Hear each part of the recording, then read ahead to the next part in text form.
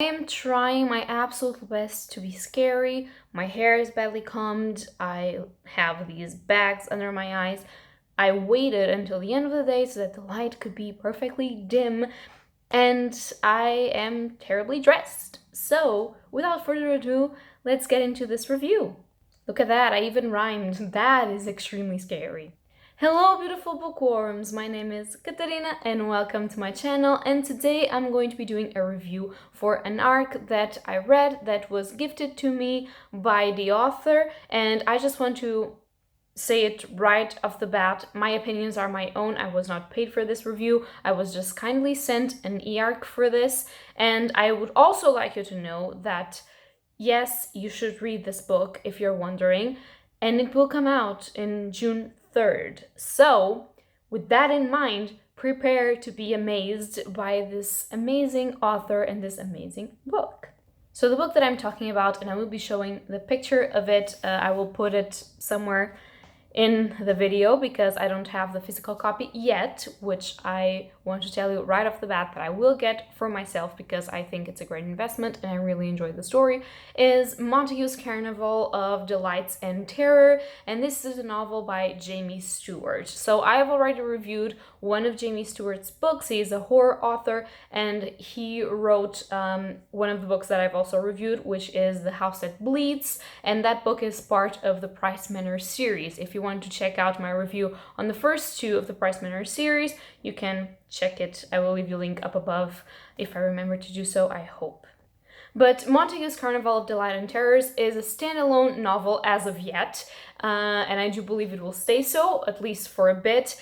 And it is completely different of the Price Manor series. I haven't read anything else by Jamie Stewart, but I really enjoy his writing style primarily. I think he's great writing emotions, and I think it shows throughout the entirety of this book and also the other book that I read by him. And so I do believe that if you want to get your feet into horror, do check up some trigger warnings for his books because they are real and they can be very messy sometimes, but if you are okay with most of the trigger warnings that I will try to tell you about, then you should definitely try to read his horror stories, since they are always very emotional and they always have a deeper meaning on the inside than just being a specific horror story that we are just reading for the entertainment and pure gore of the thing.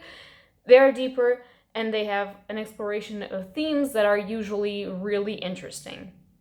So the synopsis for this book states, Kansas, 1983. Joe Cage wanders into the quiet farming community of Maribel looking for work. To his good fortune, he discovers that he isn't the only stranger that's come to town. Montague's Carnival of Delights and Terror, a traveling carnival, is setting up and looking for help. And then, another part. Lily Gray, like the other kids, is excited at the prospect of riding the rides, especially Journey Through the Crypt, the carnival's ghost train. That is, until she goes missing inside it, until all that can be found of her is a teddy bear coated in blood. Montague's Carnival of Delights and Terror is Jamie Stewart's love letter to the horror novels of the 70s and 80s. Those books shaped his younger years and made him fall in love with reading. This is the synopsis of the book, and first of all, I want to say that it does show that it's a love letter to the 70s and the 80s horror novels. I will say possibly movies for me, because I do believe that I watch more 70s and 80s movies than actually read novels, but I do get some feelings here and there of some inspirations, and you can really tell, and if you like that decade, those years of horror, you will pretty much enjoy reading Montague's Carnival of Delights and Terror. So when I first started reading the arc that Jamie so kindly sent to me and asked if I wanted to read, obviously I said yes because I had read one of his books previously and I knew that he wrote amazing things. So when I got the arc, I was hoping for just this horror story, kind of maybe gory in some places, and that reminded me of summer nostalgia, and that was just this summer horror that would be fun to read in the pool or in the beach and just fun. And that was what I got in a way, but it was so much more than that. This book is fun and creepy, yes. Evokes memories of summers, of being young, yes, but it's not the reality of what actually this book is and what Jamie meant it to be.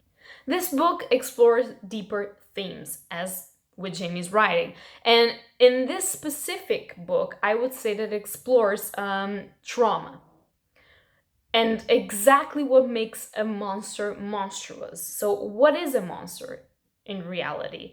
What is the horror in reality? And what is trauma in reality? And how to explore trauma. This book is a journey of our main character reaching this town, a main character with something behind him. Something is escaping. We don't know what. We will learn what throughout the entirety of the novel. And we will see how trauma impacts his life and how trauma impacts other people's lives. We will see here the exploration of how something like this can shape a person. And we will see a character development from the beginning to the ending. Where our main character starts in the beginning is not where he finishes. And I have to say, this was one of the most well done character developments that I've read in a while. I'm not saying that others cannot be as great, but I feel like it was really satisfactory the way that he just delved upon the psyche of our main character and just did with him what, not exactly maybe what we wanted, but what we needed and what the main character needed to process all of the trauma that he had.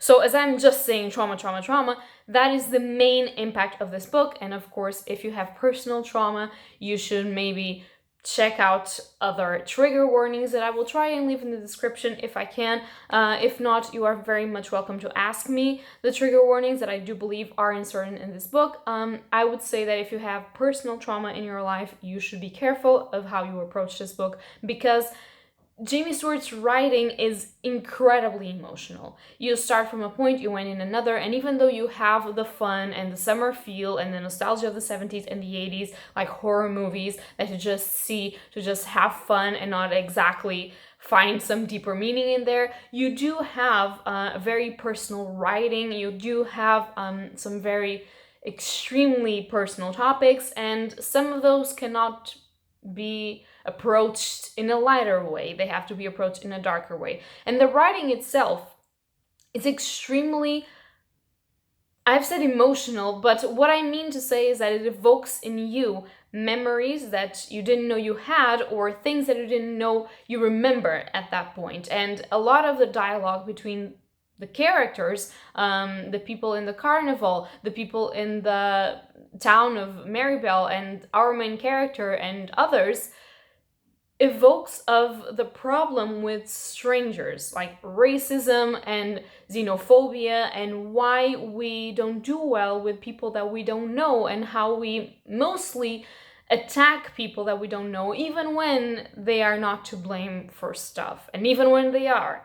So it's also something that is very explored in here, and something that can be triggering to some people, to feel like you don't belong and to don't know how to belong to somewhere when people don't want to let you belong, because for them you're scary, for them you're different, and they can't embrace you totally, because human nature is extremely aggressive, and in society we have a problem with accepting what's different from us and categorizing everything so that we know they are them and we are us. And Jamie Stewart explores this as well, and really well, with our main character and also with the other characters from the carnival and the people in the town that are seeing all of these people coming in. And first it's fun, but then it really isn't. And we see how perspectives change, how they take into account things that normally people wouldn't take into account, but just because they look suspicious, because we don't know people. And it's just an exploration of society in general, trauma in particular, and a voyage that is made by our main character through the beginning to the end, and a voyage that is made of that town as well, from the beginning to the end. And I think it's incredibly interesting to read it and to see where the characters are in the beginning and to see where the characters are in the end. I will not say that there's not gore and there's not horror, because there is. So if that's a trigger for you, there are very specific descriptions of dismembering and other terrible situations that you don't want to occur to yourself. So if you can't read gore on page, then maybe you should try not to focus so much on this book and prepare yourself first before reading this book. But if it's something that you really enjoy and that you like to see like if you like slashers, or if you like other types of movies or books that involve summer gory vibes, then this will be the perfect book for you.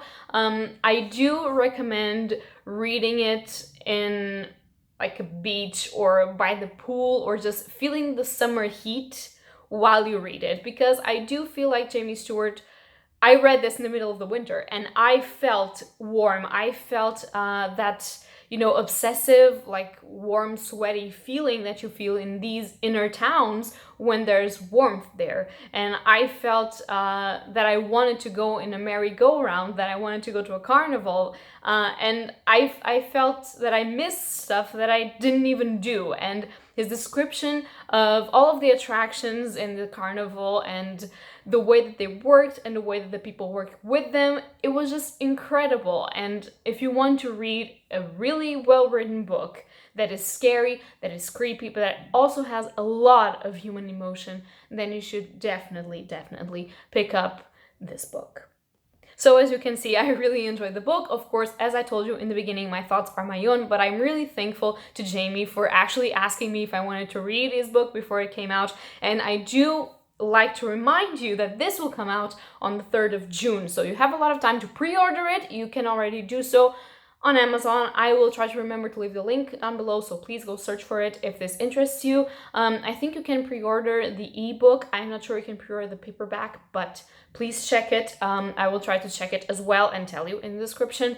And yeah, guys, I think that Montague's Carnival of Delights and Terror is a great bet for an amazing summer read, and I think that you guys should just go get it and read it if you like terror and if it's something that you want to see explored on page. So yeah, guys, that's it for my review. I hope that you guys enjoyed it. I hope that you do pick this book up, and if you liked it, if you read it or something, just tell me something in the comments down below. If you're going to pick it up, tell me something in the comments down below as well, because I would love to hear your thoughts on it. When you do read it, please read it. And that's going to be all for today, so happy readings to you all. Bye!